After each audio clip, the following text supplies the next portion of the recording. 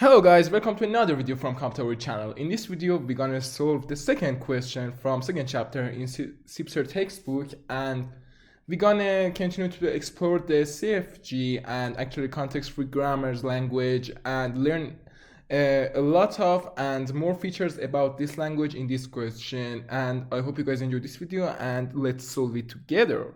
Okay guys, as you can see here, this is the question number 2 from Sipser textbook.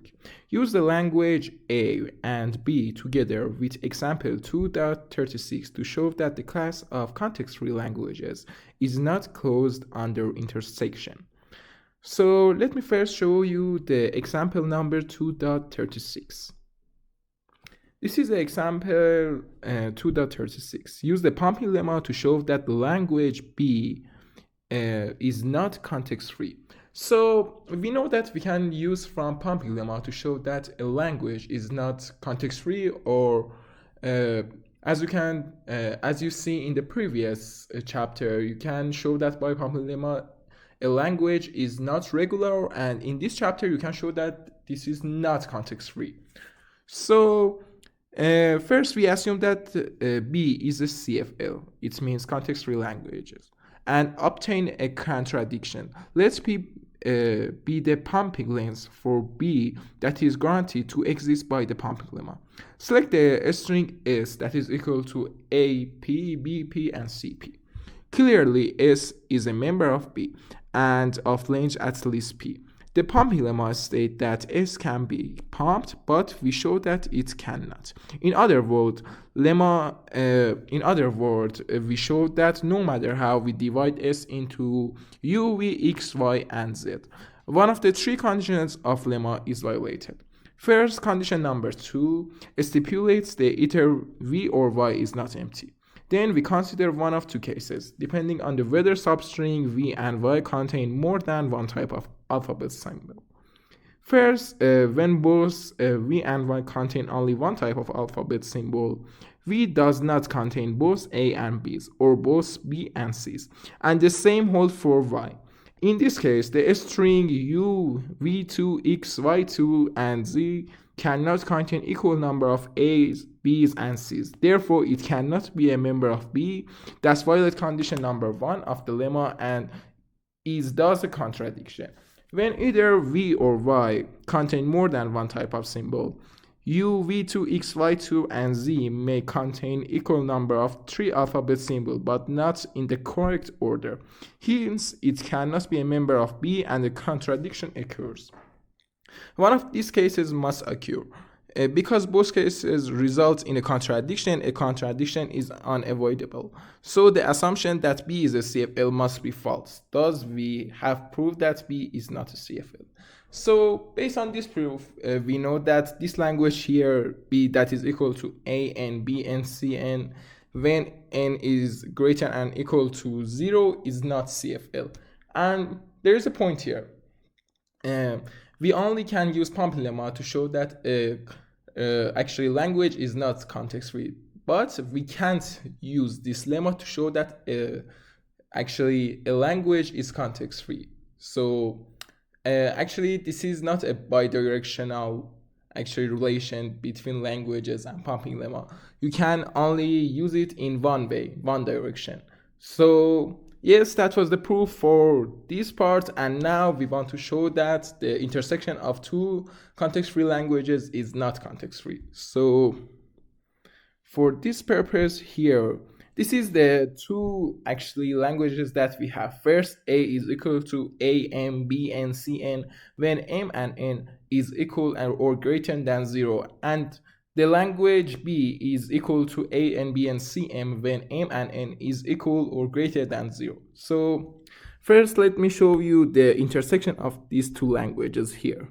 So this is intersection of A and B, and we know that with these languages, intersection of A and B must have equal number of A, B, and C, because in the language A here we have equal number of B and C, and in language B we have equal number of A and B, and in these two cases, we have equal number of b. So the number of a and c must be equal together. So here we have these languages, a n, b n, c n, when n is equal to or greater than 0.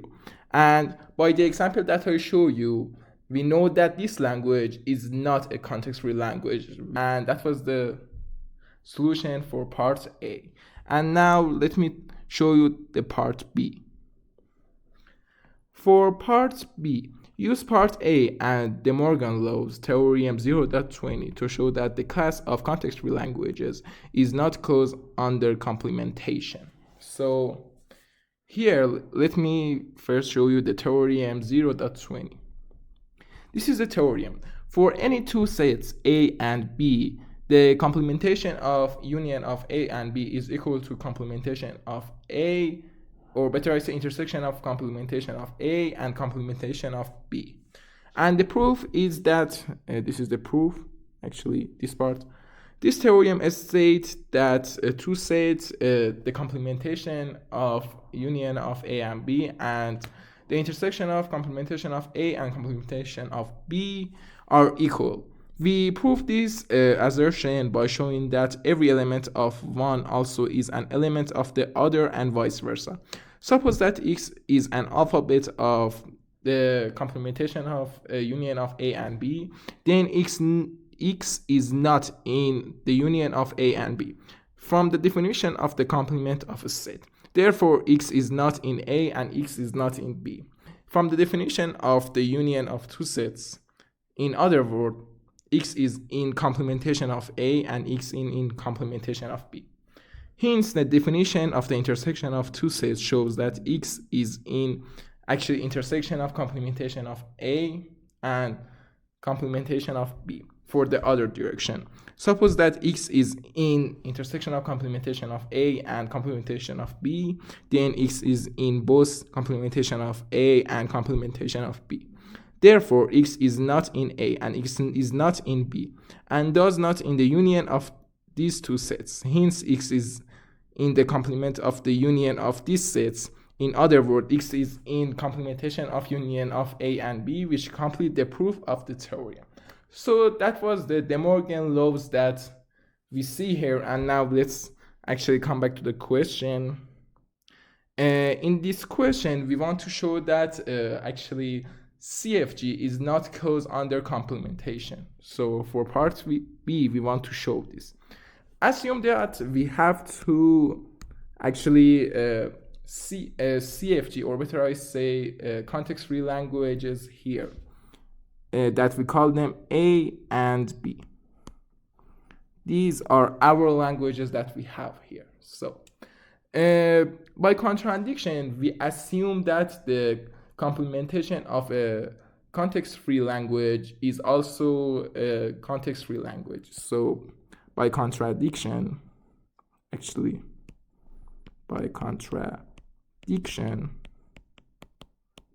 we assume that the complementation of A and complementation of B actually are CFL, context-free language. Yes, this is our actually assumption that we have here by contradiction. And now we know that the union of two context-free language is also context-free language. So we have the union of actually a complementation of A and complementation of B is also CFL. And by part, and here we use from De Morgan laws. So we know that by De Morgan laws that A, actually the union of complementation of A and complementation of B is equal to actually the complementation of, it will become something like this here. Actually, it will become like this. Yes, the complementation of union of complementation of A and complementation of B. And we know that by De Morgan laws, this is equal to the actual intersection of A and B. So it will become like this here. And actually we know that the context-free languages are not closed under intersection by part A. We show that the intersection of two context-free languages is not context-free.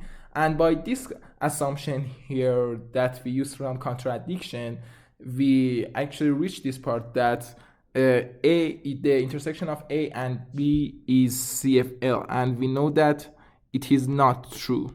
So we reach our goal here, and we show that the intersection of two context-free actually the complementation of a context-free language is not context-free.